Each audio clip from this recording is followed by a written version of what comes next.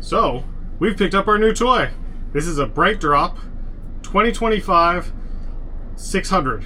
It's 24 feet long, which we have slated for a much larger, much more interesting project. It says right now it has 275 miles range. We have a 202 mile drive home. So we'll see if it actually makes it and what it has left. My guess is we're stopping to get some charge somewhere along the way. But we're gonna go from here to Wawa, get some coffee, and then get out of here and go the rest of the way from Fort Lauderdale, Florida, up to Orlando.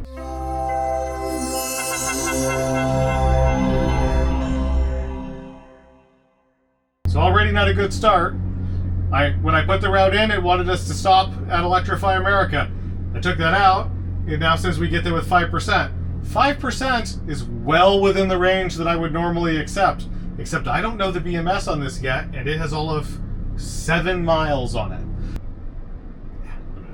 Okay, so we're gonna go to this Wawa. It's 93 miles away. We get there with 60%, which is way more than we should. But at the moment, I don't know how well the efficiency plays out on this van. The tests that we did was with a much smaller battery. It's quite a bit lighter. Weight doesn't matter all that much. But still, none of this has been broken in. We have 7 miles on the van. It shows we have 172.86 kilowatt hours remaining in the battery at 100% state of charge. So let's give it a shot. We'll go there and we'll see how this plays out. So it wants us to charge for 19 minutes at that Iona charger. And then we get home with 30%. So let's see what we actually do. Okay. Gotta love the GM sounds.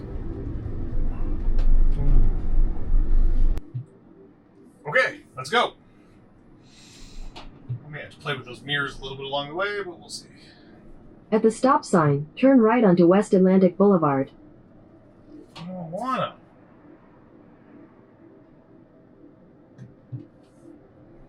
Where's my self-driving? Oh, wait. Continue on West Atlantic Boulevard for 1 mile. Wow. The get up and go on this is actually kind of crazy for a van.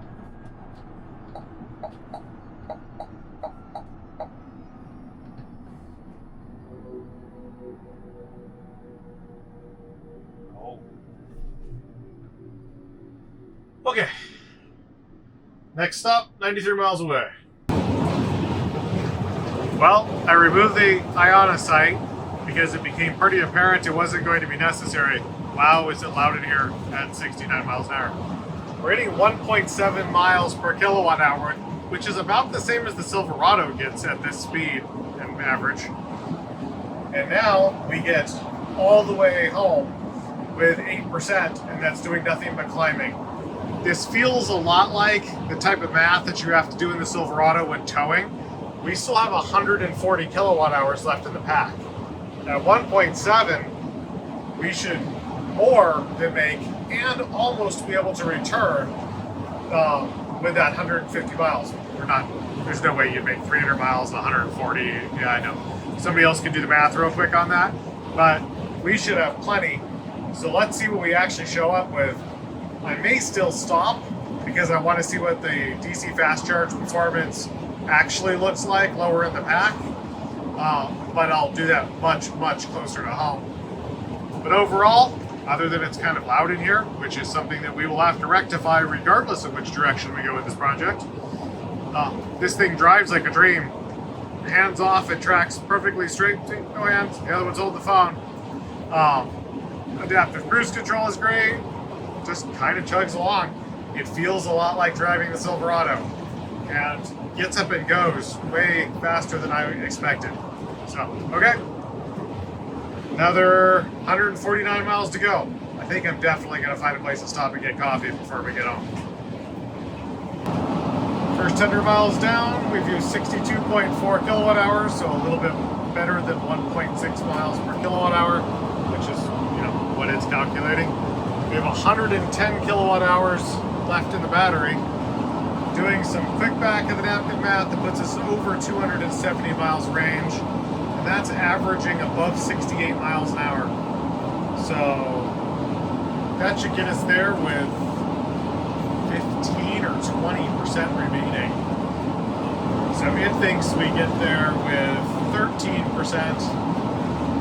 I think they were closer to 15% if we ran it all the way through.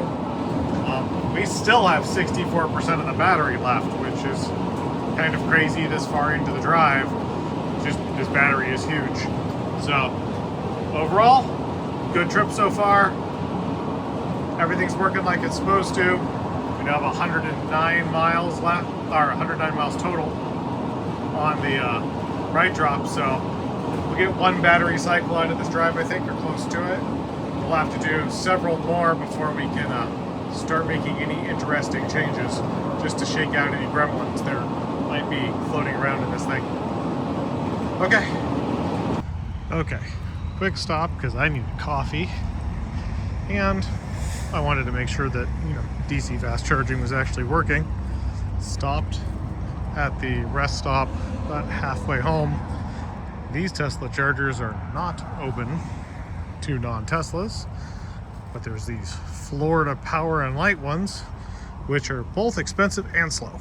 They're 50 something cents a kilowatt hour, and they cap out at 100 kilowatts. So let's see, what did we do? We had, 102. Get about at 102. How is that like okay? No, I don't want to stop charging. I want to see the chart. I just want to see the chart. Wow, and their interface is broken. Okay, cool.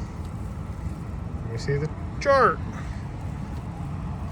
Sean of the future does something Sean of the past did not, so I need to cut in here. One thing I've learned since is the BrightDrop, until it crosses 500 miles on the odometer, is still in a transport mode that you can't take it out of. So DC fast charging is limited to not more than 65 kilowatts. So we still don't have 500 miles on it. We're just a hair shy, so I need to do one more longer road trip to get it there, so then I can do a real DC test. The BrightDrop doesn't charge phenomenally well based on the stats that they have published, but it charges way better than that. It is a 400 kilowatt, 400 volt, it's 400 something. It is a 400 volt pack. So it's already only going to charge at max 500 amps, which means we're never going to really see much more than 140 kilowatts. But that's fine because you can sit in the back, watch TV while it's charging, and its range is long enough for that to make sense, either in this or if we put the GMC on top of it. Although we're starting to lean a little towards converting this in its current state into an RV and doing a full frame-up conversion on the GMC RV itself, because we kind of want both. And that one sounds like a longer fun project, and this one we could get on the road relatively fast and be able to continue to do this with an EV. So let's go back to the video, because that Sean doesn't know this yet, so I'm going to say some dumb stuff. Okay, there we go. So the vehicle's requesting 63, because I guess probably because of our state of charge. Delivering 62, 102 available, so I guess it doesn't matter how slow it is at the moment. The vehicle is not asking for more than 63, which is interesting, because we're only at 60 something percent. So, okay, I'm gonna go throw my coffee inside, stop this, and get moving. Okay, let's stop charging. Get out of here. God, these things are slow. 25 minutes remaining. We're not staying here that long. Stop charging. Okay, time to get out of here.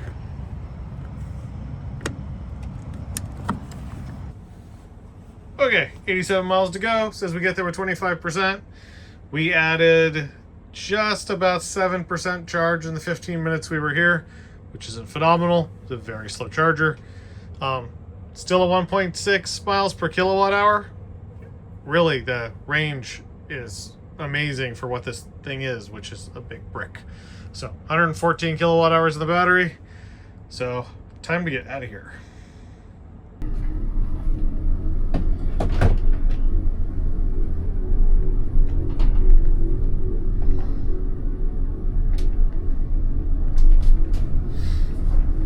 Well, that was a fun and completely uneventful trip. We did not need to charge, although we did put 15 kilowatt hours in along the way at that rest stop because I needed coffee, and that, while unnecessary, was nice to do. I am now going to get it plugged in and running, and let's switch and talk about what we've learned so far. Good thing I have a whole lot of chargers. I think I need to be a little bit closer to the Model 3 so I can steal its charger, because all three of these have Tesla Universal chargers available, but their cords are not infinitely long. Actual home. Okay. Let's talk about what we've learned. So, we have 58 kilowatt hours left in the main battery. We showed up with 34% remaining. Remember, it thought we were going to get here with 5%. We added 15 kilowatt hours. So 15 kilowatt hours would mean we were at 43 kilowatt hours had we not done that, is what we would have arrived with.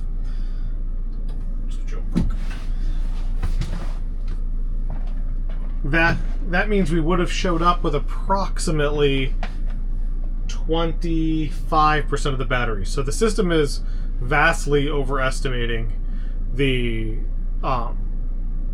underestimating the range. That's the same thing we see on the other Chevy products. That 4WT sitting over there always is super conservative.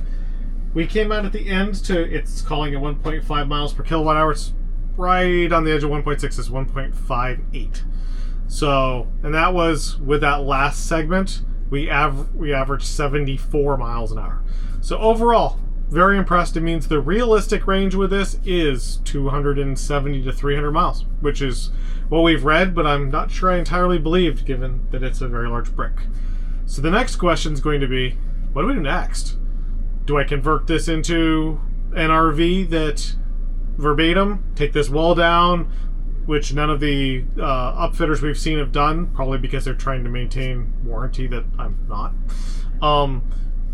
Do I do a much more interesting product and rebody this with a more interesting RV? So those are questions that I've got to go figure out. But overall, thank you for coming along. This should be a relatively short video, but thought I'd introduce you to the Brig.